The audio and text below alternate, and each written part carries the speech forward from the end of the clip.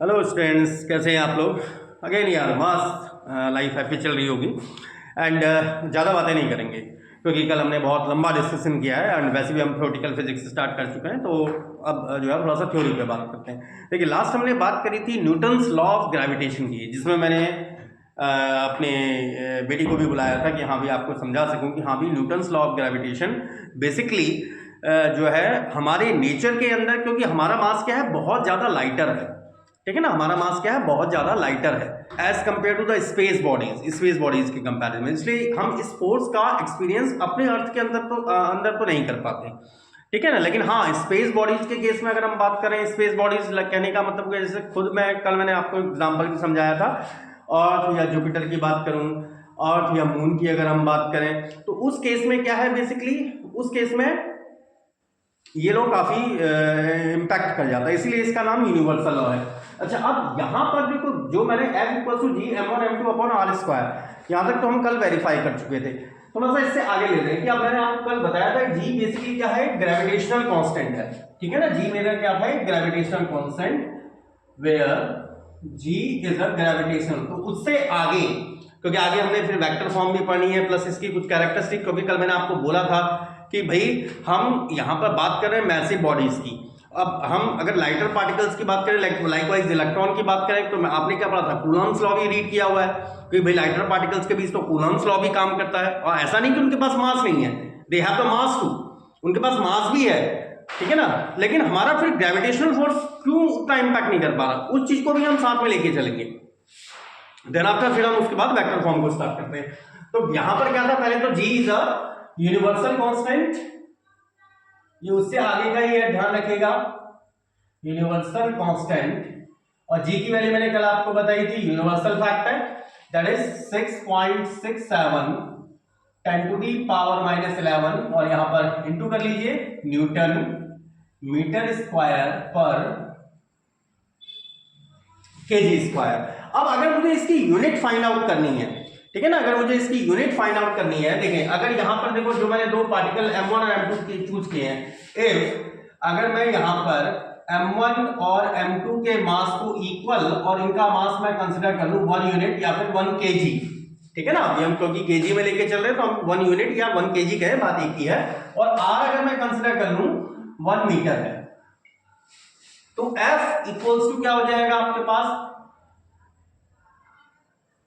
G, और F equals to G, और G क्या था, ग्रेविटेशनल कांस्टेंट। इसका मतलब ग्रेविटेशनल कांस्टेंट किस फोर्स के इक्वल है, मेरा जो दो बॉडीज के बीच काम करने वाला जो ग्रेविटेशनल फोर्स है, वो बेसिकली यूनिट मास के किन्हीं दो पार्टिकल्स जो एक दूसरे से 1 यूनिट की डिस्टेंस पर रखे गए हैं के बीच काम करने वाले फोर्स के इक्विवेलेंट ही होता है।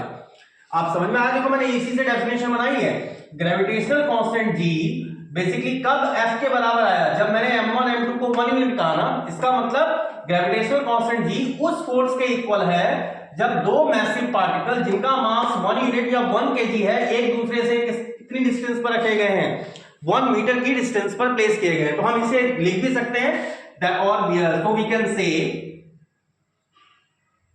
can say that gravitational constant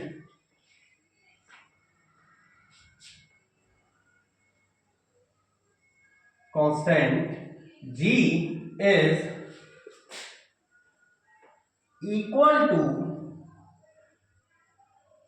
the gravitational force, किस ग्रेविटेशनल फोर्स के बराबर है,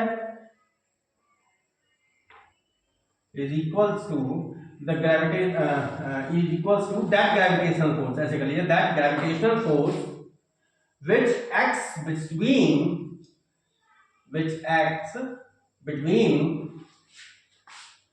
the particles of mass 1 kg separated by a distance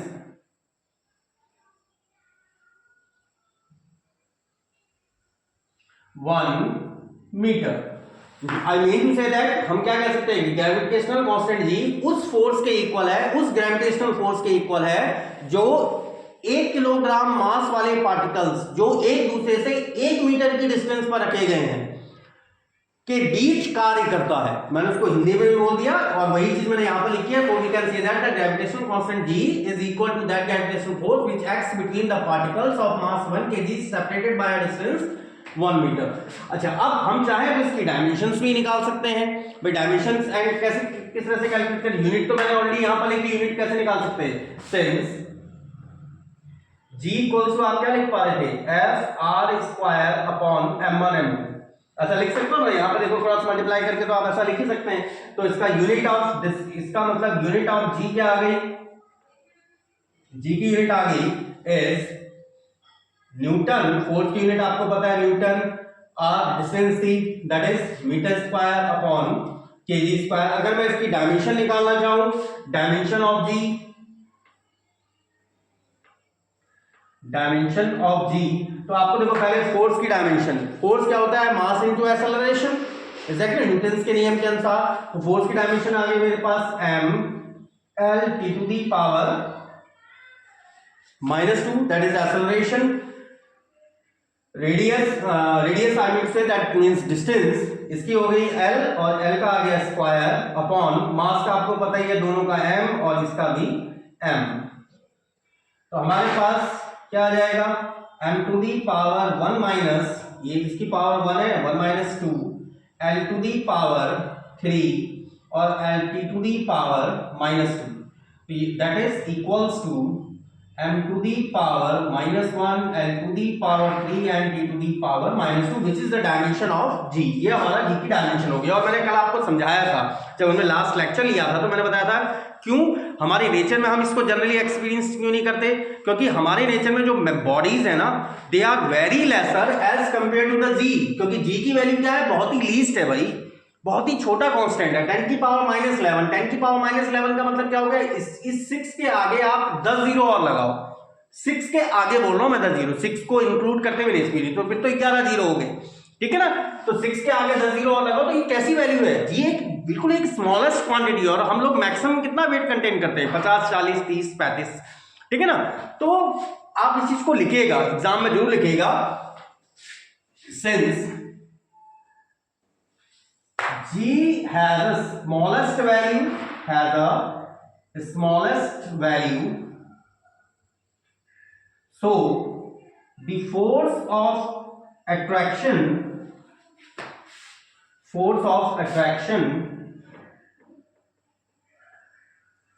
is found nearly negligible in our nature or for, यहां पर आप चाहेंगे और for human bodies, but this force can't be neglected when we talked about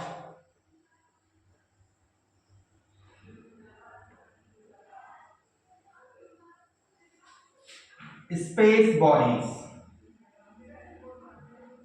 like Earth, Jupiter, Mercury, Saturn, जितने भी आपके ग्रह हैं यार, etc. because they have a very high mass, because मैं यहां पर लिख दे रहा हूं, because they have, मैं टॉप पे लिख दे रहा हूं, they have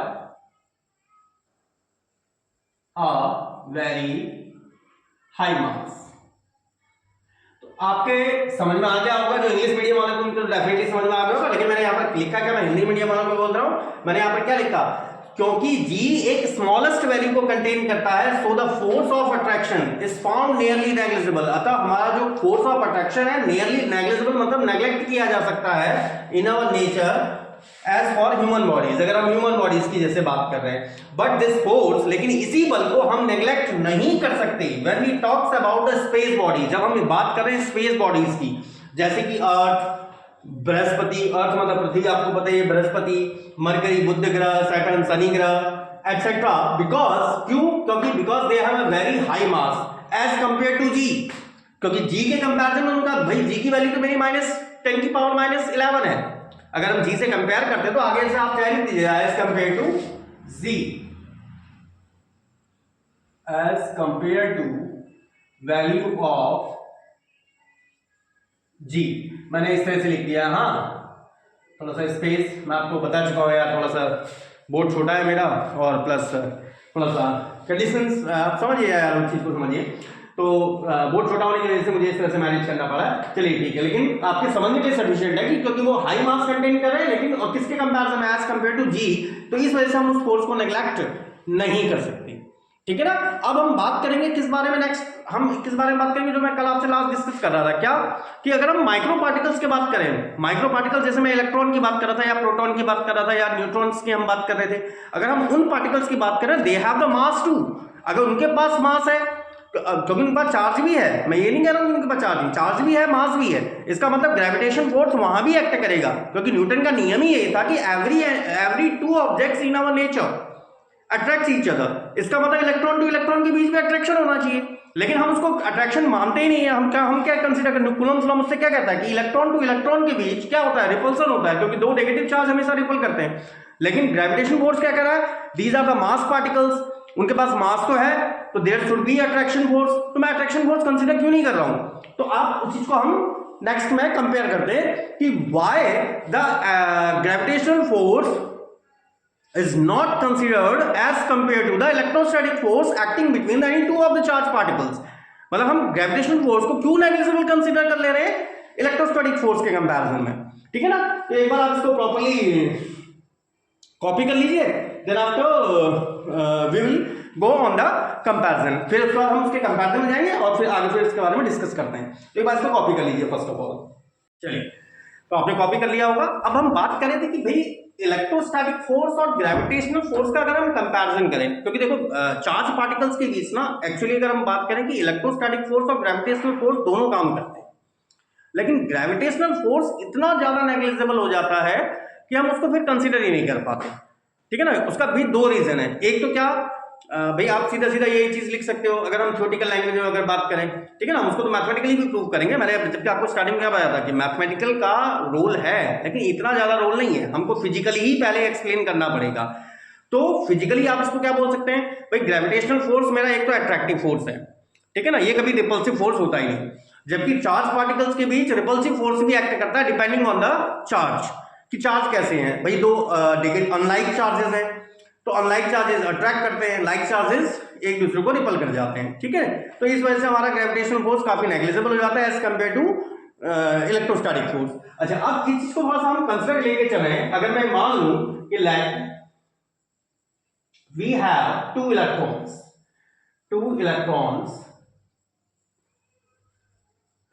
separated by a distance r,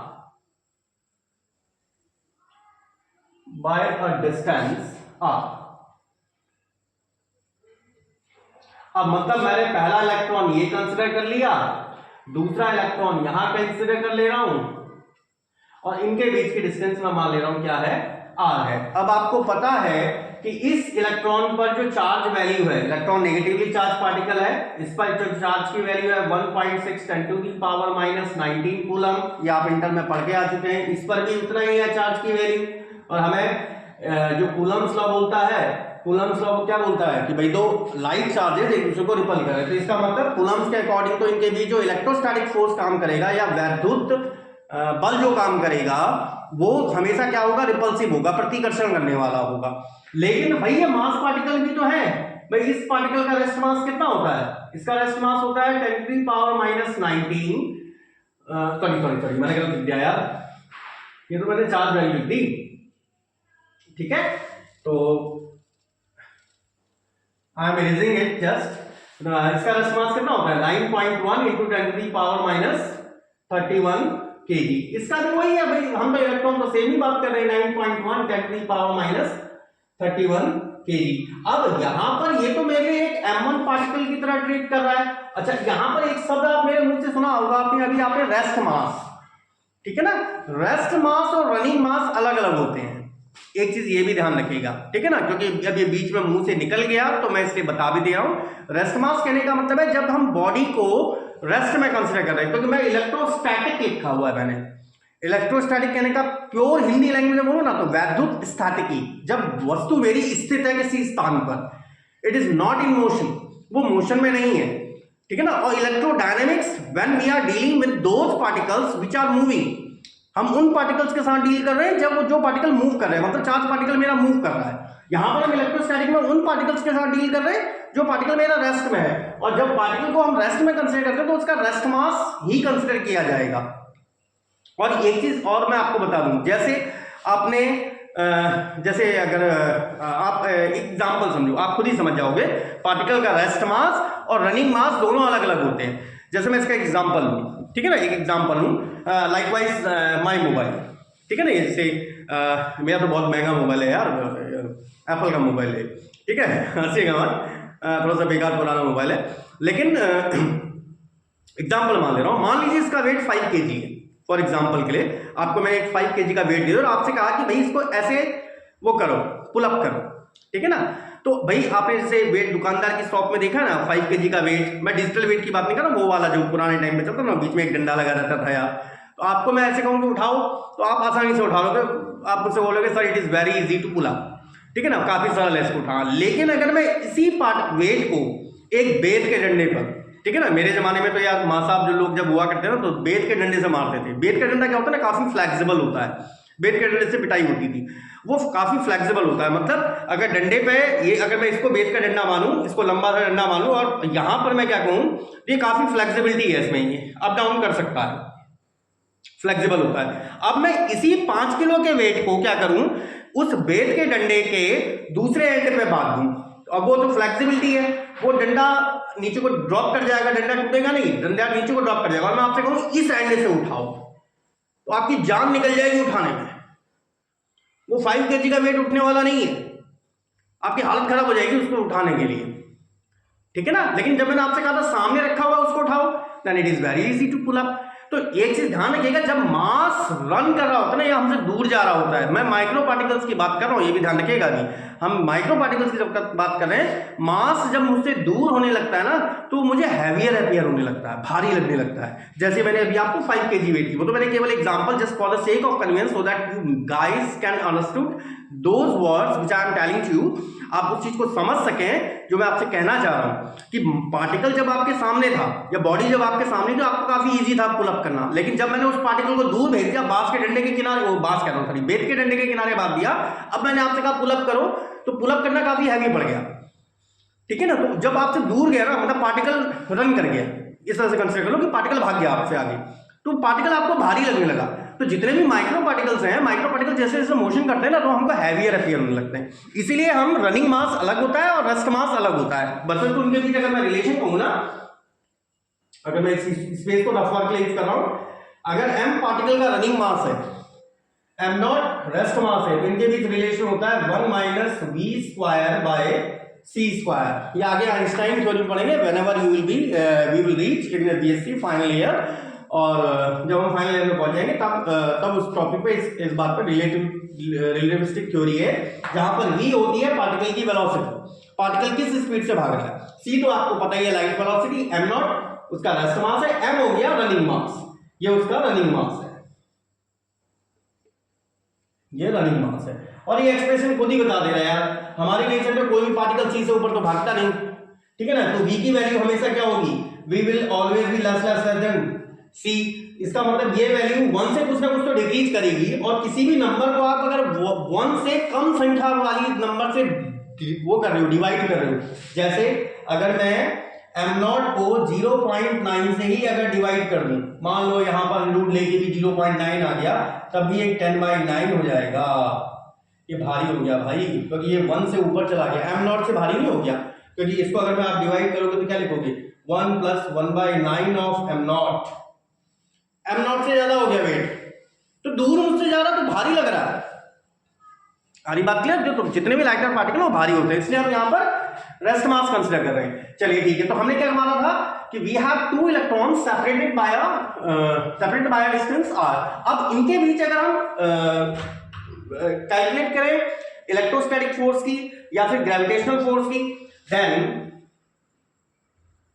B electrostatic force, या चलो इलेक्ट्रोस्टैटिक निकालते हैं पहले, electrostatic force acting between both the electrons. तो दोनों इलेक्ट्रॉन्स के बीच कितना इलेक्ट्रोस्टैटिक फोर्स काम करेगा? F electrostatic. इसको मैं E से रिप्रेजेंट कर दे रहा हूं। ये आपने पढ़ा है formula, that is K Q1 Q2 by R square. और जहां पर K क्या होता है, फिर से K आपका आपने पढ़ा होगा 1/4 पाई एप्सिलॉन नॉट। मैं ये भी बता दूं, और उसकी वैल्यू आपको तो मीडियम पे डिपेंड कर जाता है, क्योंकि एप्सिलॉन नॉट K भी हो जाता है, ठीक है ना। वो डिपेंड करता है मीडियम पे। अगर हम एयर मीडियम की बात करें, अभी तो मैं एयर मीडियम की बात कर रहा हूं, वेयर इतना न्यूटन ही है, वेयर K इक्वल्स टू होता है 1/4 pi epsilon not K। Air के लिए K की वैल्यू 1 हो जाती है, और इसकी वैल्यू होती है 10 × 10 to 9 × 10 to the power 9। तो इनके बीच इलेक्ट्रोस्टैटिक फोर्स कितना आ गया? It is 9 × 10 to the power 9। Q1 Q2 दोनों मेरे कौन से चार्ज है? इलेक्ट्रॉन्स ही हैं। इसका मतलब 1.6 × 10 to the power -19 का whole square and upon R square इतना न्यूटन, ये फोर्स आ जाएगा।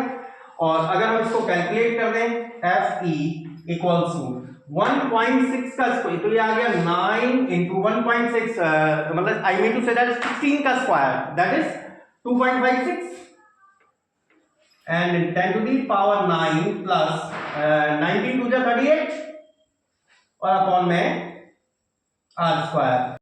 तो ये लगभग अगर हम इसका कैलकुलेशन करें तो लगभग कितना हो जाएगा? 9 × 2 = 18, ठीक है ना। तो एक बार 9.2556, देखिए मैं तो कैलकुलेटर का यूज कर रहा हूं यार, but you are not allowed to use the calculator, नहीं तो बाद में आप ही लोग कहोगे यार सर ने गलत लिखा दिया, ठीक है ना। तो मैं गलत नहीं लिखाना चाह रहा, मैं सिर्फ एग्जैक्ट वैल्यू पे चल रहा हूं, लेकिन हम अप्रोक्सीमेशन लेके चलेंगे। तो ये 23.04 आ रहा है, तो इसको हम 23.04 and into 10 to the power minus आ गया 29 एंड अपॉन R स्क्वायर, ये न्यूटन में ही चल रहा है। तो F electrostatic force it will become nearly, अब इसको मैं नियरली मान ले रहा हूं, it will be nearly 2 × 10 to the power -28 upon R square and इतना न्यूटन। एंड ये तो पहला आ गया, एंड द ग्रेविटेशनल फोर्स, अगर हम सेकंड इसके बीच, क्योंकि ये मैसिव पार्टिकल भी थे, gravitational force acting between these particles, तो ग्रेविटेशनल फोर्स को तो अभी आपने पढ़ाई है, F G, केवल रिप्रेजेंटेशन के लिए उसे G से रिप्रेजेंट कर रहे हैं हम, it will B G m1 m2 upon R square which is also in newton. तो इसकी वैल्यू आपको पता है 6.67 10 to the power -11। दोनों मास पार्टिकल्स, दोनों के rest mass 9.1 × 10 to the power -31 है, तो उसको आप क्या लिख सकते हैं 9.1 × 10 to the power -31 इसका होल स्क्वायर एंड अपॉन में R स्क्वायर। और मैं फिर से इसको एज एन अप्रोक्सीमेशन, वैसे तो देखिए आपको याद होना चाहिए यार, ठीक है ना, 6.67 into 9.1 into 9.1 that is 552 which is equals to आ रहा है 552.34 into 10 to the power हो गई माइनस का 11 माइनस का 2 एंड 6 और अपॉन में आ गया R स्क्वायर। तो इसको हम क्या कंसीडर कर सकते हैं, दैट इज ये आ जाएगा 73। तो 1 2 और यहां पर कम कर दो, तो नियरली इक्वल्स टू मान ले रहा हूं मैं 5 × 10 to the power -71 upon R square इतना न्यूटन। तो आपके पास इलेक्ट्रोस्टैटिक फोर्स भी है और ग्रेविटेशनल फोर्स भी है, जो इनके बीच काम कर रहा था, दो इलेक्ट्रॉन पार्टिकल्स के बीच काम कर रहा था। तो हम इसका आसानी से अभी तो हमने मैथमेटिकल साइंस में लिया हुआ है, हम इसका आसानी से कंपैरिजन कर सकते हैं, ठीक है ना। और बाद में इसका थ्योरेटिकल मैंने आपको क्या बताया, क्योंकि ग्रेविटेशनल फोर्स तो क्या है, हमेशा अट्रैक्टिव है, ये केवल मास के रिस्पेक्ट में बात करता है, ठीक है ना, कि पार्टिकल का मास कितना, मास ज्यादा है तो ग्रेविटेशनल फोर्स ज्यादा, मास कम है तो ग्रेविटेशनल फोर्स भी कम है। लेकिन इलेक्ट्रोस्टैटिक फोर्स चार्ज की बात करता है, ठीक है ना। तो अब यहां पर कंपैरिजन करके आपको खुद ही समझ में आ जाएगा कि इलेक्ट्रोस्टैटिक फोर्स क्यों ओवरकम कर जाता है ग्रेविटेशनल फोर्स पे। तो एक बार इसको कंपेयर कर लीजिए, देन इसको हम मैथमेटिकली पहले तो पूरी वेरीफाई कर लें, फिर थ्योरेटिकली ये चीज भी डिफाइन कर देंगे कि भाई ग्रेविटेशनल फोर्स मुझे पता है तो मैसिव पार्टिकल्स के बीच काम करता है और ये क्या हमेशा अट्रैक्टिव होता है, जबकि इलेक्ट्रोस्टैटिक फोर्स क्या है, अट्रैक्टिव भी है और रिपल्सिव भी है, मतलब आकर्षण भी करता है और प्रतिकर्षण भी करता है। तो first one copy that one, और उसके बाद फिर हम इसको कंपेयर कर लेते हैं। एक बार कॉपी कर लीजिए इसे। तो हमने जो फाइंड आउट कर लिया था, इलेक्ट्रोस्टैटिक हमारा लगभग इतना था, मैंने ऊपर से लिख दिया कि यह ऑब्टेन इलेक्ट्रोस्टैटिक फोर्स हमारा इतना था और ग्रेविटेशनल फोर्स इतना था। तो अगर हम इलेक्ट्रोस्टैटिक फोर्स और ग्रेविटेशनल फोर्स के बीच अगर कंपैरिजन करें, ठीक है ना, दोनों के बीच अगर कंपैरिजन करें तो कंपैरिजन करने पर देखो आपको क्या मिल जाएगा, 10। भाई दोनों को आप कंपेयर कर सकते हैं। अगर मैं ग्रेविटेशनल फोर्स और एफ इलेक्ट्रोस्टैटिक फोर्स की बात करूं, नियरली इक्वल्स टू, देखो सारे टर्म कट जा रहे हैं, 2/5 आ जाएगा, उससे कोई फर्क नहीं पड़ता, या 5/2 आ जाएगा। It is nearly equals to 10 to the power minus 71 by 10 to the power minus 28, which is nearly equals to 10 to the power 11/8, 3 और 6 में से 2, 4। तो आपके पास क्या आ रहा है, देखो F G is nearly equals to 10 to the power minus 43 times of electrostatic.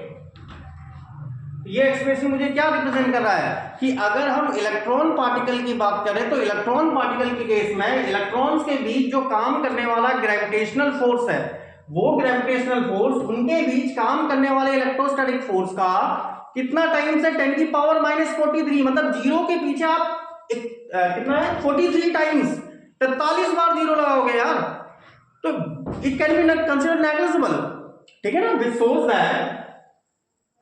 which shows that मतलब जो ये प्रूव करता है कि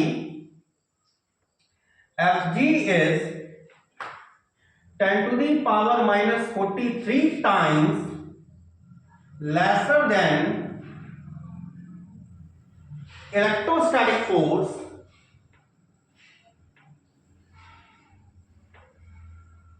acting between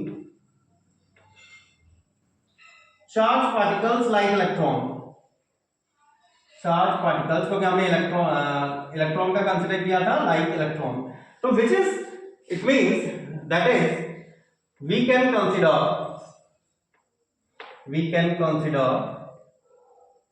दैट, हम क्या मान सकते हैं, हमने पहले तक लाइन क्या लिखी, मैं हिंदी वालों के लिए बोल रहा हूं मैं, कि जो ग्रेविटेशनल फोर्स है वो इलेक्ट्रोस्टैटिक फोर्स से कितना टाइम्स छोटा है, ग्रेविटेशनल फोर्स इलेक्ट्रोस्टैटिक फोर्स से 10 की पावर माइनस 43 टाइम्स छोटा है। अतः हम ये मान सकते हैं, so we can consider that gravitational force is negligible, gravitational force acting between the charge particle, gravitational force acting between the charge particle is negligible as compared to electrostatic force acting between them। मतलब हम क्या मान सकते हैं कि दो charge particles के बीच काम करने वाला जो ग्रेविटेशनल फोर्स होता है वो उन्हीं चार्ज पार्टिकल्स के बीच काम करने वाले इलेक्ट्रोस्टैटिक फोर्स के कंपैरिजन में नेग्लिजिबल है या नगण्य है, ठीक है। Secondly, अब ये theoretical explanation, secondly the gravitational force is only, जो मैं आपको स्टार्टिंग में बोल रहा था, gravitational force is only attractive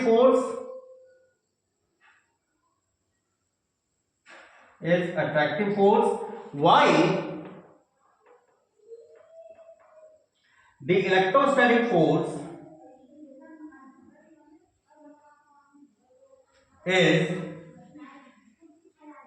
attractive or repulsive depending on charge।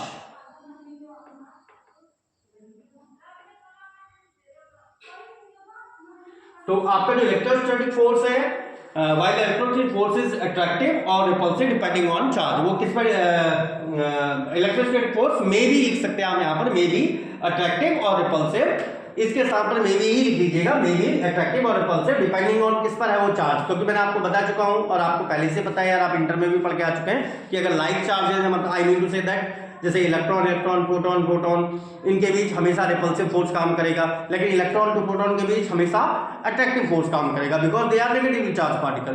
तो पहली चीज तो यहाँ से हमारी देखो मैथमेटिकली भी प्रूव हो जा रहा है कि भाई ग्रेविटेशनल फोर्स मेरा इलेक्ट्रोस्टैटिक फोर्स के कंपैरिजन में क्या है, पूरी तरह से नेग्लिजिबल हो जा रहा है। सेकेंडली क्या चीज आ जा रही है कि ग्रेविटेशनल फोर्स तो केवल अट्रैक्टिव है यार, ये केवल मास पर डिपेंड करता है, और इलेक्ट्रॉन का तो मास ही इतना छोटा है, हम उसको नंगी आंखों से नहीं देख सकते भाई इलेक्ट्रॉन छोड़ो, प्रोटॉन न्यूट्रॉन, ये जितने भी लाइटर पार्टिकल्स हैं, ठीक है ना, अल्फा रे, बीटा रे, गामा रे, या जितने भी पार्टिकल्स हैं, हम इनको नंगी आंखों से देख ही नहीं सकते। तो कितने लाइटर पार्टिकल हैं, इनसे हैवियर पार्टिकल तो हमारे ऑक्सीजन नाइट्रोजन मॉलिक्यूल्स ये है ना, हम उनको नहीं देख पा रहे, इनको कहाँ से देख पाएंगे, ठीक है ना। तो इतने लाइटर पार्टिकल हैं, उनके बीच ग्रेविटेशनल फोर्स कुछ है ही नहीं, उनके बीच कहाँ से हो जाएगा यार, जब हम ह्यूमन बॉडीज के बीच नहीं हो रहा। ये तो खुद सोचने वाली बात है। मैंने क्या कहा आपसे कि फिजिक्स में अगर हम सोच रहे हैं ना, तो आप उसको डेली लाइफ से बिलोंग करो। ये जब हमारी ह्यूमन बॉडी का, मैं आपको अपनी बेटी और अपना एग्जांपल दे रहा था भाई, उसका वेट 40 किलो मानना था, अपना वेट 50 केजी मानना था। जब 40 और 50 के बीच काम नहीं कर पा रहा, उसमें भी जीरो के पीछे मुझे कई जीरो लगा के उतना न्यूटन फोर्स हमारा एक्सपीरियंस हम कर पा रहे हैं, विच इज ऑल्सो नेग्लिजिबल। तो इलेक्ट्रॉन का बीच कहां से काम करेगा, वो कोई मतलब ही नहीं है, ठीक है ना। तो अल्दो एक्ट करता है, लेकिन इलेक्ट्रोस्टैटिक फोर्स के सामने तो वो क्या हो जाता है, नेग्लिजिबल कंसिडर किया जा सकता है। आई होप सो आपके समझ में आ गया होगा। तो एक बार इसको कॉपी कर लीजिए, then we are moving on the forward. चलिए अभी हम ग्रेविटेशन में ही चल रहे हैं, ठीक है ना, क्योंकि देखिए अब ग्रेजुएट लेवल पे हैं, तो आप उसको उतना एक्सटेंड भी आपको करना पड़ेगा लॉ को। तो हमने यहाँ पर देखो क्या डाला है कि verification of law of gravitation, Newton's law को ही मुझे वेरीफाई करना है due to motion of the moon. और आपको पता है कि हमारी अर्थ का क्या है, एक नेचुरल सैटेलाइट है, ठीक है ना, एक नेचुरल सैटेलाइट है हमारी मून, और उसके थ्रू, उसके मोशन के थ्रू ही आपको क्या करना है, न्यूटन्स लॉ ऑफ ग्रेविटेशन को वेरीफाई करना है। अच्छा अब ये मान लो भाई, हमने अर्थ को, कल मैंने कहा भी था, हम क्या मान के चलते हैं, यूनिफॉर्म डेंसिटी का स्फीयर मान के चलते हैं। एक्चुअली मैं आपको ये बताऊं, हमारी अर्थ एग्जैक्टली स्फेरिकल शेप में नहीं है, हम अप्रोक्सीमेटली उसको स्फेरिकल शेप में मान के चलते हैं। वैसे तो वो हल्का इलिप्टिकल शेप है, चपटी टाइप की है, मतलब उसको आप बोल सकते हैं अंडाकार शेप, एग शेप जो होता है ना, अंडाकार शेप टाइप का आपकी बॉडी है, हमारा जो अर्थ है, एक्चुअली स्फेरिकल नहीं है। लेकिन हम मान लेते हैं just for the sake of convenience, due to our calculation, कि हम भाई मान लेते हैं उसे कि हाँ भाई लगभग स्फेरिकल फॉर्म में है। तो भाई हमें यहाँ पर भाई मान के चला, अगर मैं ये मान लूं कि हमारी अर्थ ये है, मैं थोड़ा सा फिगर में छोटा बना रहा हूं ताकि हमारा टॉपिक कंप्लीट हो जाए। ये अर्थ हमारी, जिसका मास तो हम कहां पर मान के चल रहे हैं, इसके सेंटर पे, क्योंकि हम उसको क्या मान के चले थे, यूनिफॉर्म डेंसिटी का स्क्वायर। हम इसकी डेंसिटी भी निकालेंगे अभी टेंशन मत लीजिए, इसकी डेंसिटी सभी कुछ चीजें निकलने वाली हैं। तो हम ये मान के चले इसका मास इसके सेंटर पे है, और इसके अराउंड आरएम रेडियस की ऑर्बिट में, आरएम मतलब मून है ये, ये मून हो गया आपका, ये मून आपका इसके अबाउट सर्कुलर ऑर्बिट में रिवॉल्वेशन कर रहा है। ये नेचुरल सैटेलाइट है, आगे आप सैटेलाइट को भी स्टडी करने वाले हैं खैर, लेकिन भाई मून तो हमारा अर्थ से काफी ऊपर है, ठीक है ना। तो वो हम मान के चल रहे कि इसके अबाउट v वेलोसिटी से, v लीनियर वेलोसिटी हम ये कंसीडर कर ले रहे हैं, v लीनियर वेलोसिटी से, जहां rm उसकी क्या है, ऑर्बिटल रेडियस है। ऑर्बिटल रेडियस कहने का मतलब ये मून है मेरा, मून की अर्थ के सेंटर से डिस्टेंस, अर्थ के सेंटर से डिस्टेंस। क्यों, क्योंकि हम क्या मान के चले थे, मैंने कल भी आपको ये चीज बताई थी न्यूटन्स लॉ ऑफ ग्रेविटेशन में, कि जो हम पार्टिकल मान के चल रहे हैं उनका मास कहां पर कंसंट्रेटेड कंसीडर करके चल रहे हैं, उनके सेंटर पे। क्योंकि हम बॉडी को ये मान के चलते हैं कि यार उसका सारा मास एक कहीं पर पॉइंटेड है, और जितने भी हमारी यूनिफॉर्म डेंसिटी की बॉडीज होती है, या जिनका शेप सिमेट्रिकल होता है ना, वो मास डेफिनेटली किसी ना किसी पॉइंट पर क्या करती है, कंसंट्रेटेड कर देती है। जैसे मैं कल आपको कॉफी का एग्जांपल दे रहा था, अब यहां पर मैं कॉफी चलिए इसको ले रहा हूं मैं, जैसे ये बुक है, अब इसका मैं मास यहां सेंटर पे हम कंसीडर कर पा रहे थे, ये तो थोड़ा सा हैवी भी हो गई यार मेरे हाथ से। एक पॉइंट पे इसका मास, कि मैं एक बार मार कर रख लूं,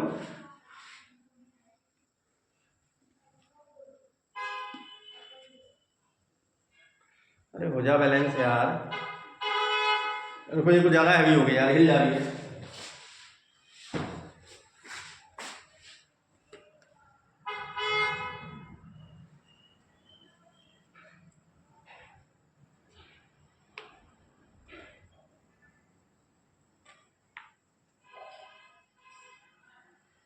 ये हल्का सेंटर ऑफ मास पे तो मैं आ ही गया हूँ लगभग, थोड़ा सा इधर उधर हो रहा है क्योंकि इनके डायगोनल का इंटरसेक्शन होता है बेसिकली। अगर क्योंकि ये मेरी कॉपी कौन सी है, रेक्टेंगुलर शेप में है, ये देखिए हल्का सा हम आगे पीछे चल रहे हैं। चलिए खैर आप समझ गए होंगे यार, कई बच्चों को आपने देखा भी होगा इस तरह से एक कॉपी को घुमा देते हैं ना वो सेंटर मान के, तो वो पूरी बॉडी का मास कहाँ पर होता है, एक पॉइंट पर सेंटर्ड होता है। हो गया बैलेंस, हो गया बैलेंस, हो गया।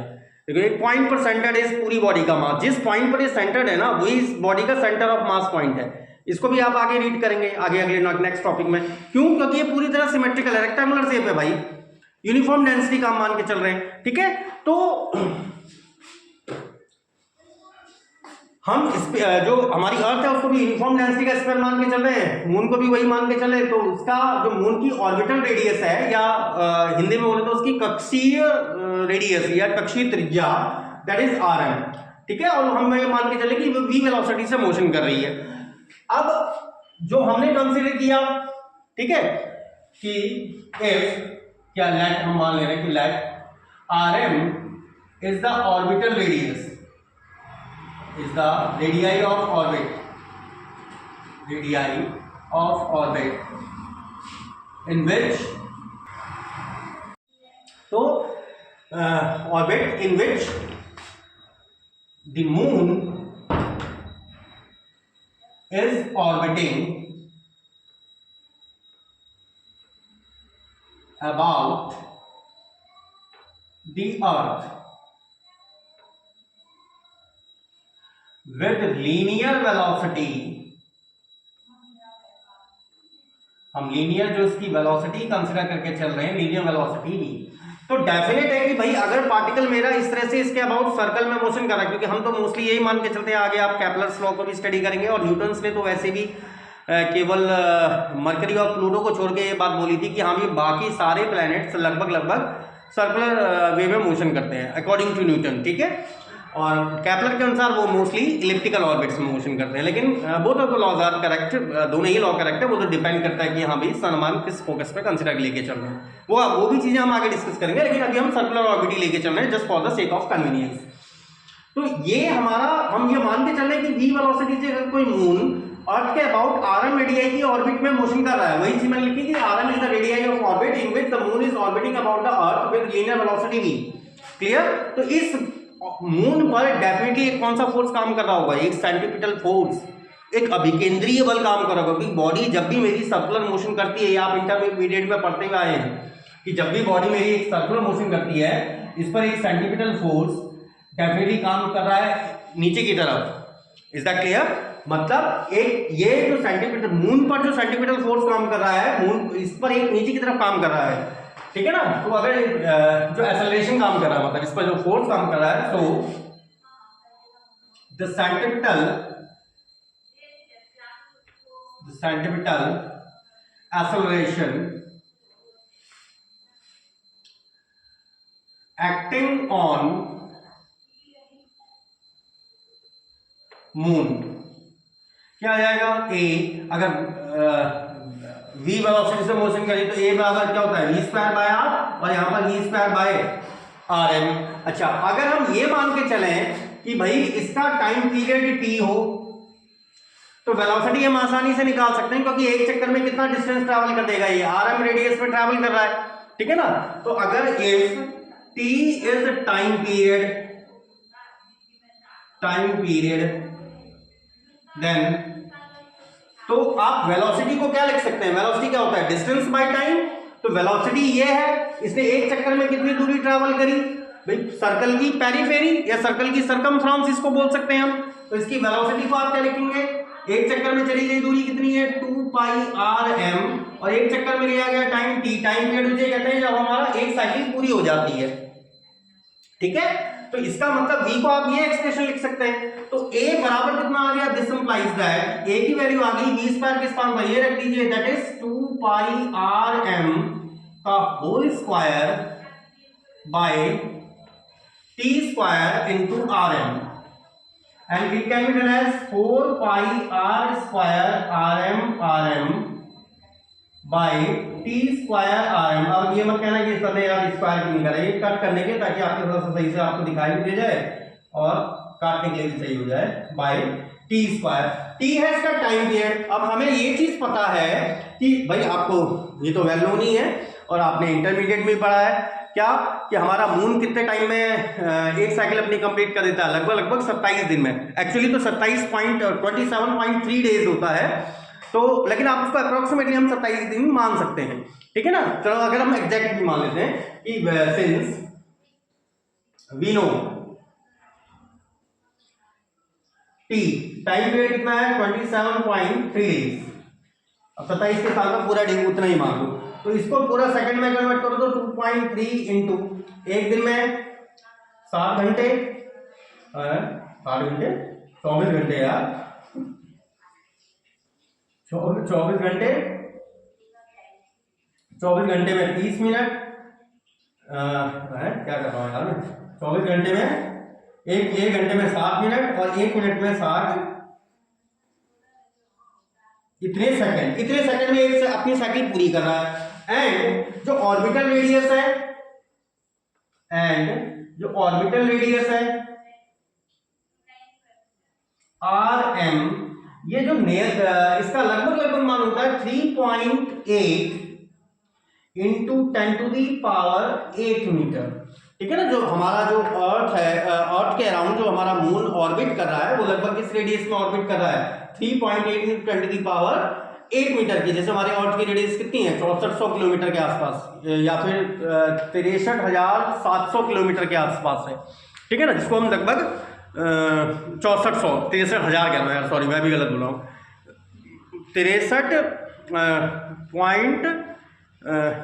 6400 या 63 आप ऐसे ले लो 63.37 मीटर में अगर कन्वर्ट करें तो 10⁶ या 6400 किलोमीटर कह दो लगभग अगर हम अप्रोक्सीमेशन माने। तो हमारा जो ऑर्बिटल रेडियस है सन कह रहा हूँ मून, इसके अबाउट किस रेडियस में ऑर्बिट कर रहा है, इतने रेडियस में ऑर्बिट कर रहा है, इतने टाइम में ऑर्बिट कर रहा है। तो हम ये निकाल सकते हैं कि मून पर कितना सेंटीमीटर एक्सेलरेशन काम कर रहा है, आसानी से इसको कैलकुलेट किया जा सकता है।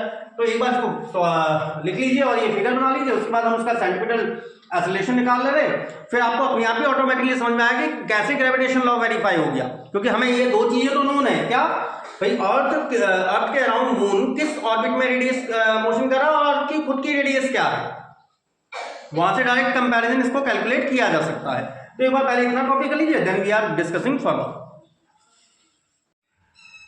तो भाई जो मैं आपको बता रहा था कि भाई ये क्या है, बेसिकली ये क्या है, इस मून पर, ये मेरा मून था जो हमारा मूव कर रहा था, इस मून पर एक एक्सेलरेशन है जो कहां की तरफ काम कर रहा है, अर्थ की तरफ काम कर रहा है। वही चीज मैंने लिखी है, so the acceleration acting on the moon toward the earth.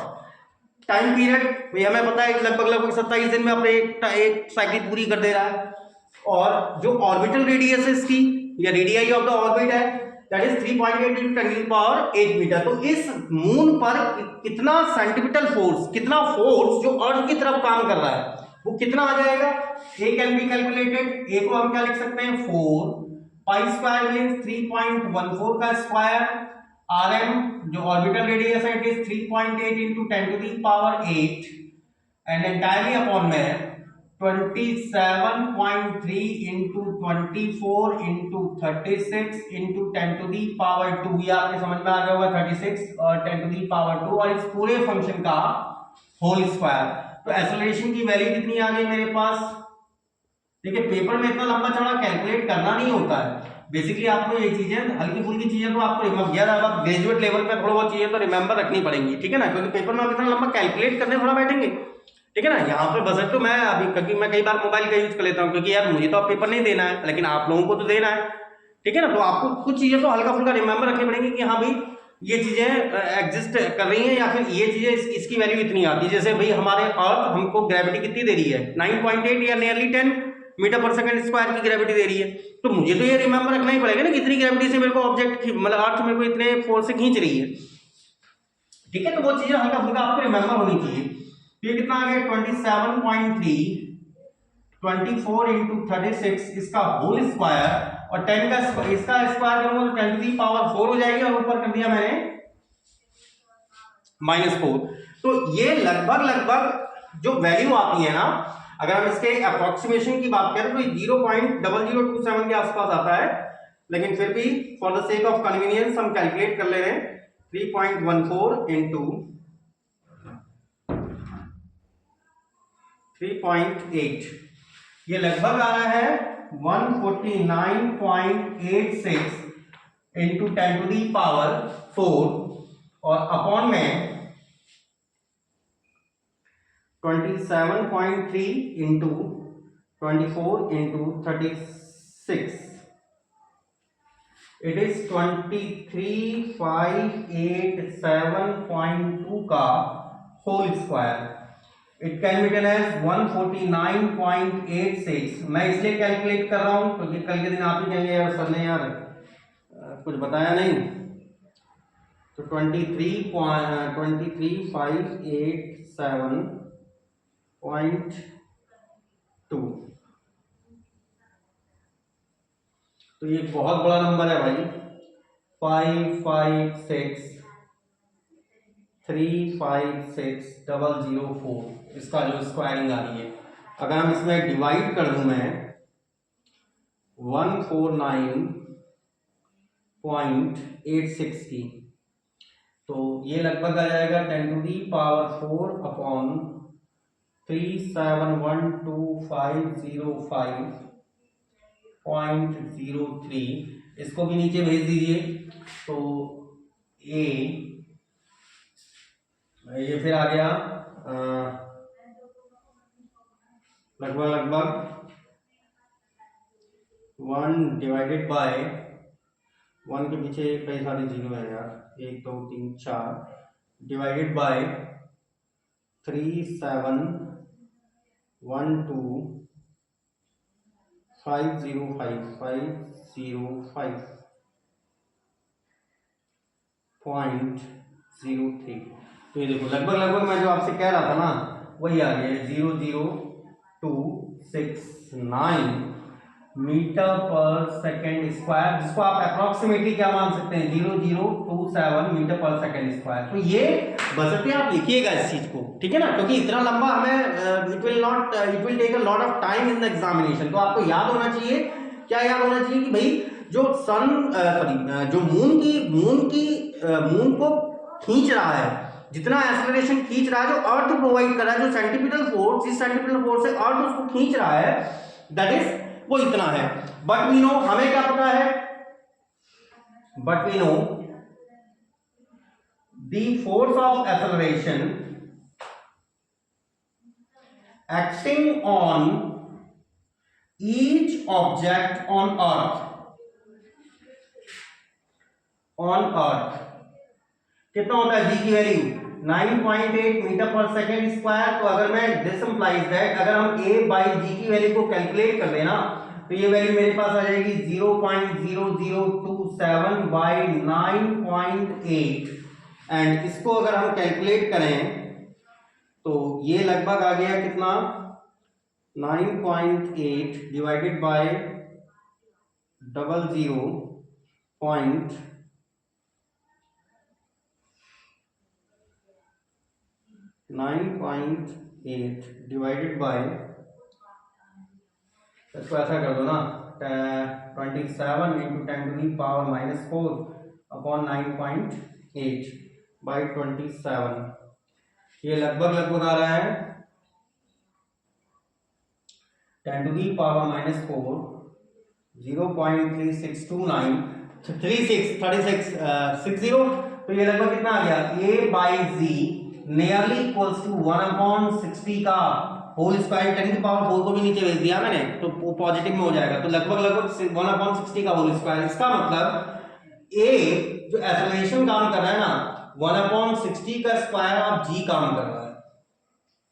मतलब इस मून पर जो अर्थ की तरफ जो एक्सेलरेशन है, जो काम कर रहा है, वो अर्थ के अंदर किसी भी ऑब्जेक्ट पे काम करने वाले ऑब्जेक्ट के कंपैरिजन में कितना है 1/60 टाइम्स है। अब इससे लॉ ऑफ ग्रेविटेशन कैसे प्रूव हुआ भाई, इससे लॉ ऑफ ग्रेविटेशन कैसे प्रूव हुआ, देखो इसकी ऑर्बिटल रेडियस क्या थी 3.8 10⁸ metre. Is that clear? Earth की रेडियस भी हमें पता है। इसका मतलब अगर मैं अर्थ की रेडियस का इसके साथ रेशियो निकालूं, क्योंकि तो जो हमने a बाई जी निकाला था दैट इज 1/60 स्क्वायर, इसका मतलब क्या हो गया g equals to 60 square by a। अब ये क्या एक्सप्रेशन बोल क्या रहा है, थोड़ा सा इस चीज को प्रैक्टिकल वे में समझिए। एक्सप्रेशन क्या बोल रहा है मुझसे कि जी क्या था भाई, अगर मैं इस स्पेस को रफ वर्क के लिए यूज कर ले रहा हूं, जी मेरा क्या है भाई, अगर मेरी अर्थ ये है, अर्थ का मास हम उसके सेंटर पे कंसीडर करके चल रहे हैं, जी क्या है, अर्थ की सरफेस पर उपस्थित किसी भी ऑब्जेक्ट पर काम करने वाला ग्रेविटेशन। ए क्या था, ए वो एक्सेलरेशन था जो मून पर काम कर रहा था ए की तरफ। तो ये मुझे क्या बता रहा है कि मून जी जो है अर्थ की सरफेस पर उपस्थित किसी ऑब्जेक्ट पर अर्थ के सेंटर द्वारा जितना एक्सेलरेशन लगाया जा रहा है वो मून के कंपैरिजन में 60 के स्क्वायर टाइम्स ज्यादा है। क्लियर? इसका मतलब मैं दूसरी भाषा में इस चीज को क्या बोल सकता हूं, दूसरी भाषा में हम क्या बोल सकते हैं कि जो मून की अर्थ के सेंटर से जो दूरी होगी, मून की अर्थ के सेंटर से जो दूरी होगी वो मतलब ये मून की अर्थ के सेंटर से जो दूरी होगी वो धरती पर रखे गए किसी भी ऑब्जेक्ट की अर्थ के सेंटर से दूरी का कितना गुना ज्यादा होनी चाहिए, 60 टाइम्स होना चाहिए। ठीक है ना, मतलब ये एक्सप्रेशन मुझे इंडिकेट करा कि ये 60 टाइम्स ज्यादा। अब इसको हम निकाल सकते हैं कैसे भाई, इसके अर्थ के सेंटर से दूरी मतलब ऑर्बिटल रेडियस ये है, अर्थ की खुद की रेडियस ये है, तो इसको डिवाइड करके निकाला जा सकता है और ये नियरली 60 टाइम्स ही आती है यार। आर ई अगर हम इसको कैलकुलेट करें it will B 3.8 10 to the power 8 upon 6.37 10 to the power 6, it is nearly equals to 6 5 9 nearly मैं लगभग नियरली ले रहा हूं 10 to the power 2 और ये लगभग कितना हो गया देखो 60 हो गया नियरली। तो ये क्या बता रहा है कि आर एम ये 60 टाइम्स है ऑफ आर ई, मतलब ये मुझे क्या बता रहा है कि जो ऑर्बिटल रेडियाई है, ठीक है ना, मतलब ऑर्बिटल जो रेडियाई है मतलब चंद्रमा की पृथ्वी के सेंटर से जो दूरी है वो अर्थ की खुद की रेडियस का 60 टाइम्स है। आपका अर्थ की खुद की रेडियस क्या होगी, क्योंकि हम कहां पर बैठे हुए हैं, अर्थ की सरफेस पर तो है, we are on the earth surface, हम अर्थ की सरफेस पर है, हम पर जो ग्रेविटी काम कर रही है वो जी काम कर रही है, मून पर जो ग्रेविटी काम एक्सेलरेशन काम कर रहा है centimetre force that is a, वो ए है। ठीक है, तो ये वाला जो ए है जो अर्थ की तरफ टुवर्ड्स काम कर रहा है ये कितना टाइम्स था, ये कितना टाइम्स है 1/60 टाइम्स ऑफ जी है, बहुत छोटा है किसके कंपैरिजन में, जी के कंपैरिजन में।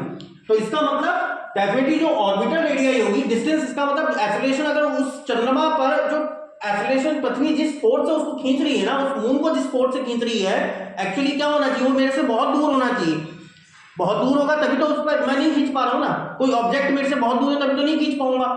वही चीज ये बता रहा मुझे कि जो उस पर एक्सेलरेशन काम कर रहा है धरती पर रखने वाले किसी भी ऑब्जेक्ट के कंपैरिजन में 1/60 टाइम्स है भाई, तो वो मेरे से जितना ज्यादा दूर होगा, लॉ ऑफ ग्रेविटेशन मुझे क्या बोलता है, यही तो बोलता है कि as is proportional to 1/r², R अगर बढ़ेगी तो फोर्स ऑफ अट्रैक्शन कम हो जाएगा।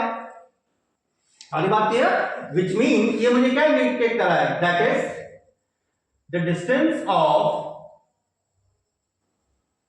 Moon from centre of earth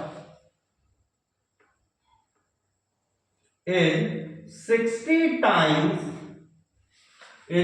times of the radii of earth itself। तो क्योंकि बहुत ज्यादा दूर है, ठीक है, नहीं तो वो क्या होता, हमसे कोलैप्स नहीं कर जाता भाई, हमारी धरती उससे टकरा जाती अगर बहुत ही ज्यादा पास होता। ठीक है ना, तो ये which is law of gravitation, which is proving law of gravitation, which is proving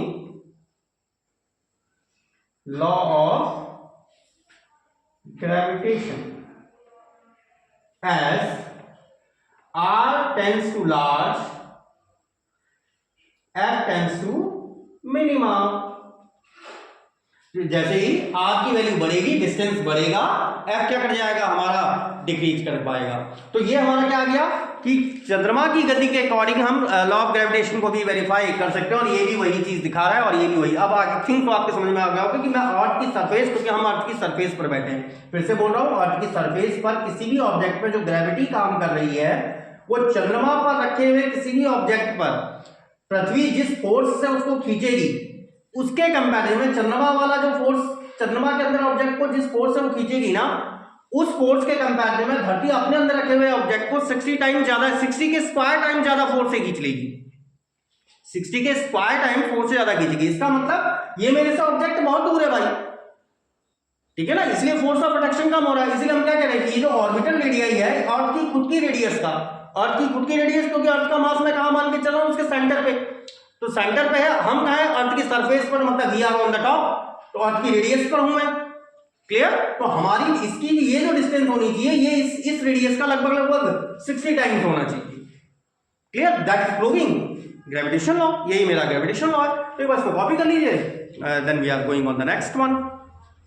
चलिए बात कर लेते हैं हम इसके एक बार इसके वेक्टर फॉर्म की। बाकी हम स्मॉल जी जो अर्थ का, जो अर्थ हमें ग्रेविटी दे रही है, या फिर जो कैपिटल जी है जो ग्रेविटेशनल कांस्टेंट है, उनके बीच हम रिलेशन को कल डिफाइन करते हैं। आज हम पहले वेक्टर फॉर्म की बात कर लें कि जो न्यूटन्स का लॉ था ग्रेविटेशन का, उसको वेक्टर फॉर्म में किस तरह से इंडिकेट करते हैं। अब न्यूटन्स का लॉ मुझसे बोलता क्या था भाई, क्या बोल रहा है हमसे न्यूटन्स लॉ कि अगर मेरे पास कोई भी दो मास ऑब्जेक्ट है, ठीक है ना, कोई भी दो मास मैसिव ऑब्जेक्ट है, एक का मास में m1 उसके सेंटर पे ही कंसीडर करके चल रहे हैं, दूसरे का मास m2 और इनके बीच की डिस्टेंस r है, तो इनके बीच काम करने वाला जो फोर्स था वो किसके बराबर था, g m1 m2 upon r square इतना न्यूटन।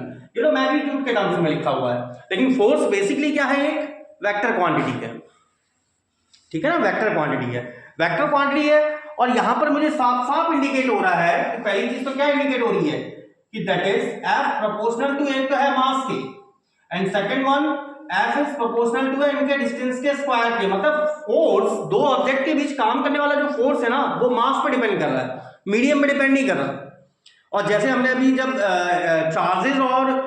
चार्जेस के बीच इलेक्ट्रोस्टैटिक फोर्स और ग्रेविटेशनल फोर्स की बात करी थी, वहां पर भी सोचो ग्रेविटेशनल फोर्स तो मीडियम पे डिपेंड ही नहीं करता, वो मैंने लास्ट लेक्चर में बोला है, लेकिन चार्जेस के बीच वो काम करने वाला फोर्स मीडियम पे डिपेंड करता है, ठीक है ना। वहां तो ग्रेविटेशनल फोर्स में ऐसा है नहीं, इलेक्ट्रोस्टैटिक फोर्स में है, वो मीडियम पे डिपेंड करता है। तो यहां पर, लेकिन यहां फोर्स केवल किस पे डिपेंड कर रहा है, मास पर, अगर हम ग्रेविटेशनल फोर्स की बात कर रहे हैं। तो अगर मेरे पास कोई भी दो मैसिव ऑब्जेक्ट, मान लो एक मेरे पास मास m है, तो इसका ग्रेविटेशनल फील्ड बड़ा होगा। मान लो ये मास छोटा वाला m है, तो डेफिनेटली क्या करेगा, ये वाला मास इस मास को अपनी तरफ खींचने की कोशिश करेगा, और अगर ये बड़ा हुआ तो ये वाला मास क्या करता, इस ऑब्जेक्ट को अपनी तरफ खींचने की कोशिश करता। तो अगर मैं ये डिस्टेंस मान लूं r है और इस डायरेक्शन को मान लूं ये r कैप है, इस डायरेक्शन का, ये इधर की वाली डायरेक्शन, तो इनके बीच जो फोर्स वेक्टर आ जाएगा ना, इट विल बी माइनस का g m upon r square and r cap. अब मैंने माइनस साइन क्यों लगाया, माइनस साइन इसलिए लगाया, ये हम साइन कन्वेंशन के अकॉर्डिंग ले सकते हैं। साइन कन्वेंशन कहने का मतलब, अगर मेरा मैसिव ऑब्जेक्ट ये था, ये लेस मैसिव था as compare to this one, ठीक है, तो इसने क्या किया, इसको इधर को शिफ्ट कर दिया, क्योंकि वो अट्रैक्ट कर रहा है, अट्रैक्टिव फोर्स है, रिपल्सिव तो है नहीं, ठीक है ना, अट्रैक्ट कर रहा है, अट्रैक्टिव फोर्स है, मतलब ऑब्जेक्ट दोनों एक दूसरे को खींचने की कोशिश कर रहे हैं। क्योंकि कई बार क्वेश्चन ये भी आ जाएगा ना कि हाँ यार भाई, अगर सर दोनों के मास बराबर हुए तो भाई दोनों ही एक दूसरे को अट्रैक्ट कर रहे हैं भाई, तो that is only the attractive force, ठीक है ना। तो आर कैप जो अट्रैक्टिव फोर्स है, तो ये इसको अपनी तरफ खींचेगा, ये इसको अपनी तरफ खींचेगा। लेकिन अगर मैंने इसको मैसिव मान लिया तो डेफिनेटली ये इधर को आएगा, इसको मैसिव मान लिया तो ये इधर को जाएगा, वो जल्दी खींच लेगा उसको। लेकिन अगर दोनों के मास बराबर हुए तो इसका मतलब दोनों ही एक समान फोर्स से एक दूसरे को खींचने की कोशिश करेंगे, क्लियर। लेकिन दोनों ही एक दूसरे की तरफ आएंगे, कभी भी अपोजिट डायरेक्शन में नहीं जाएंगे, ठीक है ना। तो F को हम इस तरह से इस फॉर्म में लिख सकते हैं, आर कैप डायरेक्शन, या फिर इसी को और आप क्या लिख सकते हो, माइनस का g m R cap r upon r cube, या फिर F vector that is g m r vector upon r cube. तो ये आपकी क्या आ गई, vector form of law of gravitation. और अगर स्टिल कंफ्यूजन है लॉ ऑफ ग्रेविटेशन में, क्योंकि आज तो हमने लॉ ऑफ ग्रेविटेशन को ही पूरा इंटायरली डिस्कस किया है, उसका वेरिफिकेशन भी किया और थोड़ा सा ग्रेविटेशन कांस्टेंट के बारे में बात की। आगे फिर हम उसके बीच रिलेशन जी के बीच रिलेशन प्लस जी की वैल्यू अप डाउन कैसे कर रही है, छोटा वाला जी की बात कर रहा हूँ मैं, ग्रेविटेशनल एक्सेलरेशन की वैल्यू कैसे अप डाउन कर रही है, इसके बारे में भी डिस्कस करेंगे। और प्लस फिर आगे ग्रेविटेशनल फील्ड, ग्रेविटेशनल पोटेंशियल, फिर कई ऑब्जेक्ट के ग्रेविटेशनल पोटेंशियल निकालना किसी एक पर्टिकुलर पॉइंट पर, क्योंकि वो चीजें आपने इंटर में नहीं पढ़ी हैं, ठीक है ना। क्योंकि अभी तक तो आप इंटरमीडिएट लेवल को ही स्टडी कर रहे हो, लेकिन थोड़ा सा एक्सटेंसिव सेंस में, ठीक है ना। तो यहां पर अब ये समझ गए ना, माइनस साइन हेयर मैं यहां पर लिख भी दे रहा हूं, आप चाहे लिख भी देना यहां पर, here minus sign indicates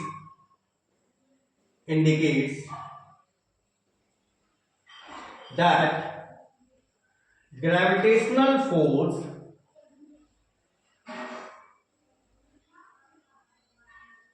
is only attractive force। यहाँ माइनस साइन क्या इंडिकेट करता है कि ग्रेविटेशनल फोर्स केवल क्या है, अट्रैक्टिव फोर्स है। तो आई होप सो आज के लिए लेक्चर सफिशिएंट है, और फिर हम नेक्स्ट लेक्चर में इस चीज़ को डिस्कस करते हैं। और अगर वीडियो पसंद आ रही है भाई, लाइक करें, शेयर करें, सब्सक्राइब करें और लाइफ का मजा लीजिए। और कहीं पर भी किसी भी टॉपिक पे, और मैं आपको बता चुका हूँ कि यार अब तो हम थ्योरेटिकल फिजिक्स में चल रहे हैं, तो उसमें कहीं पर भी कन्फ्यूजन हो रहा है ना, तो मुझसे डायरेक्टली पूछ लेना कि सर मुझे यहाँ पर ये चीज़ समझ में नहीं आई, ठीक है ना, चाहे वो मेरे प्रीवियस टॉपिक्स हैं या फिर रिसेंट टॉपिक हो, ठीक है। और मैं अपनी तरफ से देखिए full I am doing my level best to provide you a good education. And मैं आपसे भी वही आशा रखता हूँ कि भाई आप भी उतनी मेहनत करें जितना मैं कर रहा हूँ, ठीक है। चलिए तब तक मस्त रहिए, खुश रहिए, पढ़ाई करिए and enjoy your life. Good bye.